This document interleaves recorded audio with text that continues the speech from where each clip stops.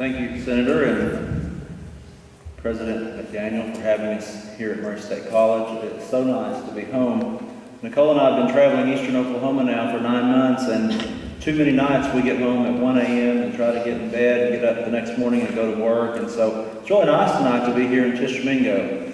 This is the town I was raised in, grew up in. I'm always proud to travel across eastern Oklahoma and tell people that I'm from Tishomingo. This is a town that I'm very proud of and I've always been proud of.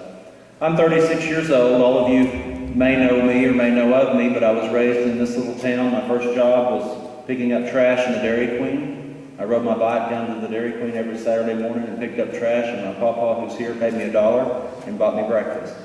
I worked my way through high school, college, and law school flipping burgers at the Dairy Queen. I've always understood and appreciated hard work. And I think that we need to elect people to public office that understand and appreciate hard work. I've had a business here for 10 years on Main Street in Tishomingo. My parents are small business owners here. My grandparents are small business owners here. I've watched as our country has taken a more different direction than I've been comfortable with the last 10 to 15 years. Today, our federal government, ladies and gentlemen, borrowed $4.8 billion. Yesterday, we borrowed $4.8 billion. Tomorrow, we will borrow $4.8 billion. Tonight, our federal government owes $15.3 trillion. Now, we throw the term trillion around very loosely. It's a word that's in our common vocabulary now. 10 years ago, you never heard that word. $1 trillion is a lot of money. If we spent $1 a second, 24 hours a day, it would take 32,000 years to spend just $1 trillion.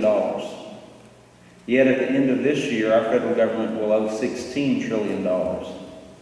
I've always been a conservative. At the age of 18, I marched into the Johnston County Courthouse down here and became one of the few Republicans at the time here in Johnston County.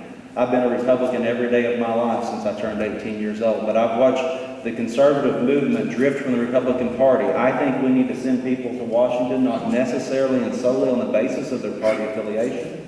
We need to send people to Washington who will uphold constitutional principles. When I was at OU, I was president of the Federalist Society. I've always been a James Madison constitutionalist. I believe the federal government was created by our founding fathers to provide a national defense and to protect our freedoms.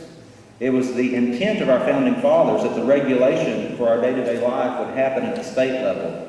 Yet today we see our federal government regulating and borrowing money that we cannot continue to borrow because of those regulations.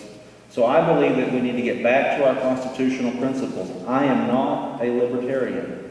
I appreciate the role of government in our lives, and there is a specific need for government in our lives.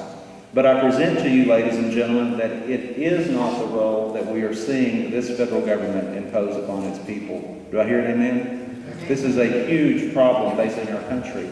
So as we look at this election, I would just tell you, number one, that Nicole and I would be honored to have your vote. We'd be honored to have your prayers. We'd be honored to have your support. I'm honored to stand on this stage with all of these gentlemen, and Holly representing George. You have a lot of good options here. But I believe I understand the Constitution. I believe I can make a difference in Washington, and I would be honored to represent you in the House of Representatives. Thank you.